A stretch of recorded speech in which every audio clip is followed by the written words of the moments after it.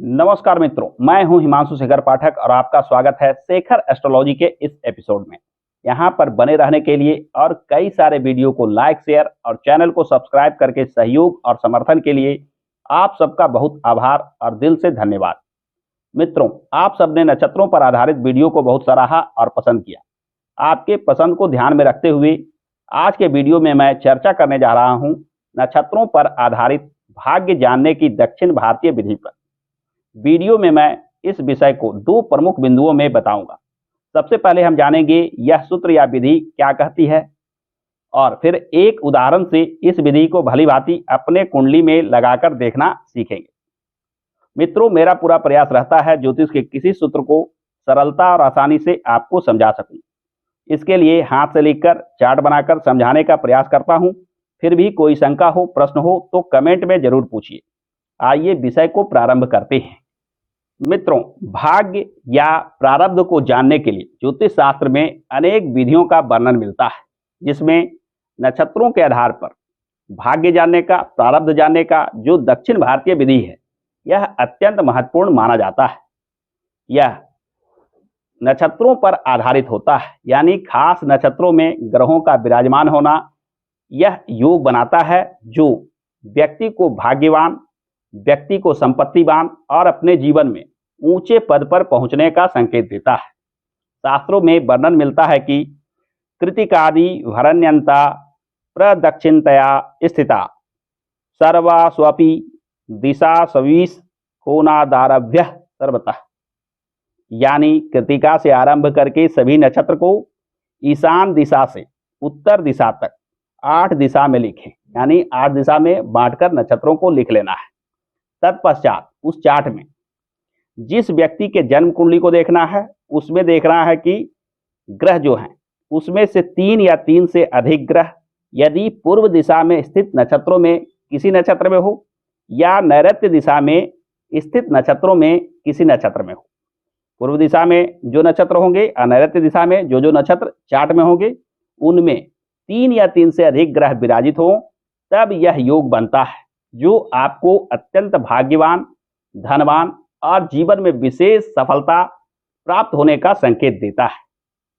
इसके लिए हमें 2 चीज जानना जरूरी है।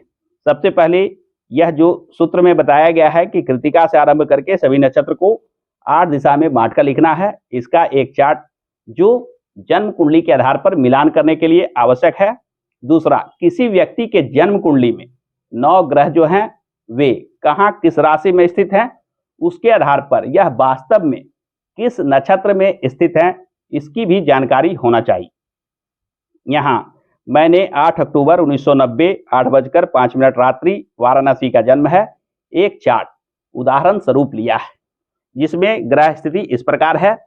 इसे ही यदि आप किसी कुंडली ऐप के माध्यम से बनाते हैं, यानी कुंडली ऐप के माध्यम से जब हम जन्म कुंडली बनाते हैं, उसी में एक पेज स्पष्ट रूप से दिया हुआ रहता है जिसमें ग्रह स्थिति या स्पष्ट ग्रह वर्णित होता है, जिसमें 9 के 9 ग्रह किस राशि में है उसका वर्णन मिलता है, कितने अंश पर है उसका वर्णन मिलता है और किन नक्षत्रों में है इसका वर्णन मिलता है। साथ ही साथ इन नक्षत्रों में किस पद पर है, यानी कौन से चरण में वास्तव में ये ग्रह विराजित है। नक्षत्र और उसके चरण, ये दोनों चीज का वर्णन इस पेज में मिलता है। स्पष्ट ग्रह या ग्रह स्थिति के नाम से पेज खुलता है, उसमें मिलता है।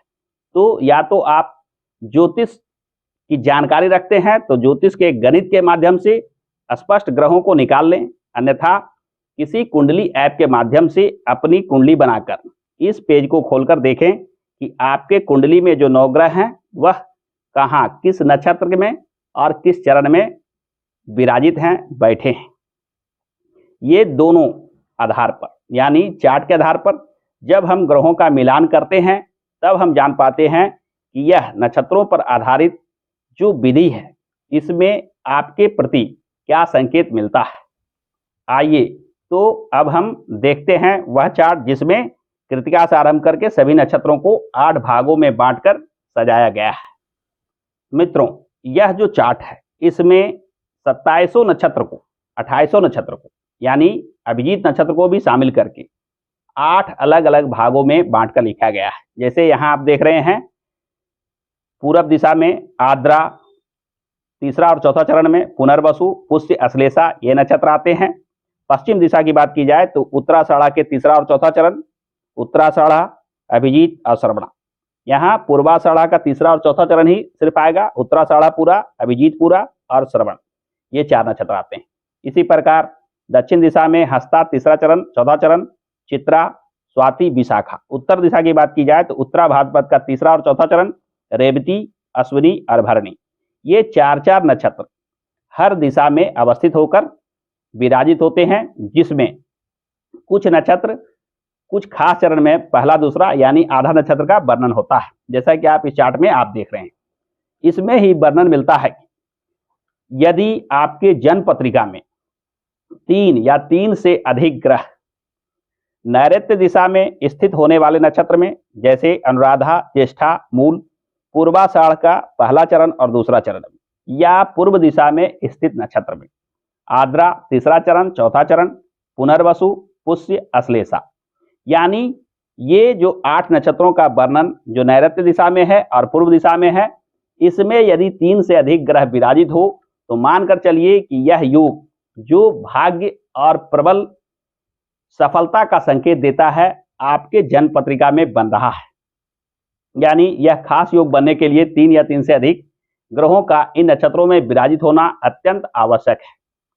अगर इसके अलावे भी ये जो 3 चार्ट में दिख रहा है, जो ईशान दिशा में 4 नक्षत्र आते हैं, कृतिका, रोहिणी, मृगशिरा, आद्रा पहला और दूसरा चरण, उत्तर दिशा में जो उत्तरा भाद्रपद तीसरा और चौथा चरण, रेवती, अश्विनी और भरणी, और वायव्य दिशा में धनिष्ठा, शतभिषा, पूर्वा भाद्रपद, उत्तरा भाद्रपद दूसरा और पहला चरण जो आता है, इनमें भी अगर 3 से अधिक ग्रह विराजित हो तो कुछ हद तक यह भी शुभ संकेत देता है। माना कि ये जो योग है यह पूर्ण रूप से फलीभूत तो नहीं होता है, परंतु फिर भी ये 3 जो दिशा है इसमें जो नक्षत्रों का लिस्ट है, इसमें भी अगर 3 से अधिक ग्रह विराजित होते हैं तो यह भी एक शुभ संकेत देता है। जबकि आग्नेय कोण में मघा, पूर्वा फाल्गुनी, उत्तरा फाल्गुनी, हस्ता पहला और दूसरा चरण में थोड़ा मध्यम माना जाता है, कम परिणाम देने वाला माना जाता है। ठीक उसी प्रकार पश्चिम दिशा की बात की जाए तो पूर्वाषाढ़ा तीसरा चौथा चरण, उत्तराषाढ़ा, अभिजीत, श्रवण, इन नक्षत्रों में भी कुछ ना कुछ कमी रह जाती है। और दक्षिण दिशा में स्थित नक्षत्र यानी हस्ता तीसरा चरण, चौथा चरण, चित्रा, स्वाति और विशाखा, ये 3 में यह पश्चिम दिशा में जो जो नक्षत्र स्थित हैं, ये दक्षिण दिशा में जो जो नक्षत्र स्थित हैं, या आग्नेय दिशा में जो भी नक्षत्र स्थित हैं, इनमें यदि ज्यादा ग्रह विराजित हो तो कुंडली कमजोर होने का संकेत मिलता है। आइए हमने जो उदाहरण लिया था उसमें मिलान करके देखते हैं कि उस कुंडली में कैसे इसे देखें।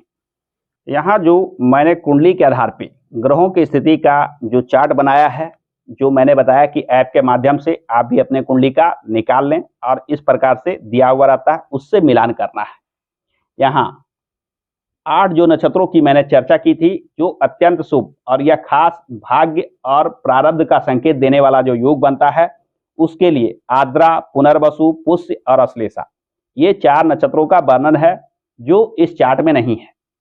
दूसरा, नैऋत्य दिशा में स्थित नक्षत्र अनुराधा, ज्येष्ठा, मूल और पूर्वाषाढ़ा की बात करते हैं तो पूर्वाषाढ़ा में शनि तो विराजित हैं, परंतु पूर्वाषाढ़ा के पहला और दूसरा चरण तक को ही इसमें शामिल किया गया है। अतः इस उदाहरण में कोई भी ग्रह इन नक्षत्रों में विराजित नहीं है, अतः इसमें यह भाग्य और प्रबल सफलता का संकेत देने वाला योग नहीं बन रहा है।